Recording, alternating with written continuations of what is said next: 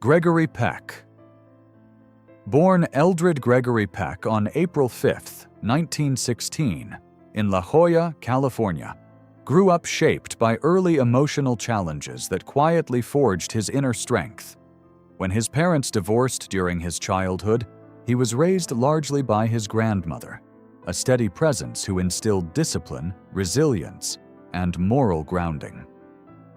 These formative years were not marked by privilege or ease, but by reflection and self-reliance. Peck excelled academically, first attending San Diego State University before transferring to the University of California, Berkeley, where he studied English and pre-med. It was at Berkeley that his life took a decisive turn. Participating in campus theater awakened something powerful within him, a realization that storytelling, not medicine, was his calling. That decision required courage, especially during uncertain times, yet it revealed a defining trait that would follow him throughout his life, a quiet confidence rooted not in ego, but in conviction. From stage to screen stardom, Gregory Peck's professional journey began not under Hollywood lights, but on the stage, where discipline and presence mattered more than glamour. After training in theater and performing in regional productions, his commanding stature and thoughtful delivery quickly drew attention. By the early 1940s, he reached Broadway, where his performances reflected depth and restraint rather than theatrics. His film debut in 1944's Days of Glory marked the beginning of a swift rise. Peck's tall frame, resonant voice, and moral gravitas made him uniquely suited for roles that demanded integrity. Unlike many stars of his era, he avoided excess and cultivated a reputation for seriousness and reliability. Audiences trusted him, and studios relied on him. Within a few short years, Gregory Peck became a leading man not because he dazzled, but because he convinced viewers that decency, intelligence, and courage could be compelling on screen.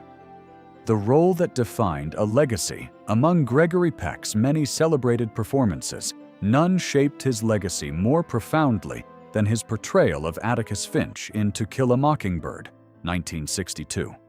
The role demanded restraint, empathy, and moral clarity, qualities Peck embodied naturally. As the principled Southern lawyer defending a wrongly accused black man in a racially divided community, Peck delivered a performance rooted in quiet strength rather than dramatics. The character became a cultural symbol of justice and conscience, resonating far beyond the screen. Peck's portrayal earned him the Academy Award for Best Actor, and later led the American Film Institute to name Atticus Finch the greatest hero in American cinema. The honor reflected not only the performance, but the alignment between Peck's values and the character's principles. In many ways, Atticus Finch did not transform Gregory Peck. It revealed him. A career marked by range and respect. Gregory Peck's filmography showcased remarkable versatility across genres while maintaining a consistent moral presence. He starred in romantic classics like Roman Holiday, thrillers such as Spellbound and Cape Fear, epic adventures including The Guns of Navarone, and later, darker works like The Omen. Each role revealed a different facet of his craft, yet none strayed far from his commitment to authenticity. Peck earned 5 Academy Award nominations and numerous honors, including the Presidential Medal of Freedom and the Jean Hersholt Humanitarian Award. Unlike many contemporaries, he avoided scandal-driven publicity, allowing his work and principles to speak for him. Directors trusted him, audiences admired him, and colleagues respected him. His career was not defined by constant reinvention, but by consistency, a rare achievement in an industry built on reinvention itself. A man guided by conscience beyond cinema, Gregory Peck lived as a committed humanitarian whose beliefs shaped both his public and private life. During the McCarthy era, he openly opposed the Hollywood blacklist, choosing integrity over safety when fear silenced many. He supported civil rights initiatives, advocated for nuclear disarmament, and spoke against war during periods of intense political division. These stances were not symbolic gestures, but expressions of deeply held convictions. Peck believed that visibility carried responsibility, and he used his influence accordingly. His activism never overshadowed his artistry, yet it gave his work greater resonance. Audiences sensed that his portrayals of justice were not performances alone, but reflections of character. When Peck spoke about resilience and moral courage, it was not rhetoric. It was the philosophy by which he lived, both on screen and off. Love, marriage, and early family life. In 1942, as his career was just beginning to rise, Gregory Peck married Greta Kukkonen, a Finnish-American woman known for her dignity and composure.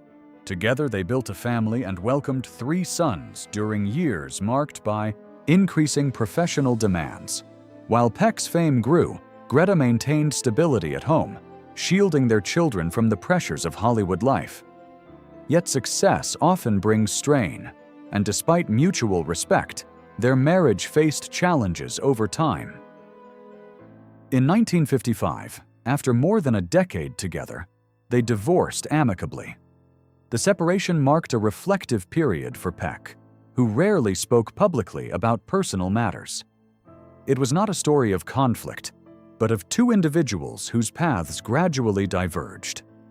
Peck carried the lessons of that chapter forward with humility, shaping how he approached love, responsibility, and commitment in the years that followed. Loss and emotional resilience. One of the most painful chapters of Gregory Peck's life came years later with the loss of his eldest son, Jonathan. The event profoundly affected him, revealing the vulnerability beneath his composed exterior. Peck acknowledged openly that grief reshapes a person permanently, and he never attempted to diminish its impact. Rather than retreat, he carried the weight quietly, continuing his work while honoring his son's memory privately.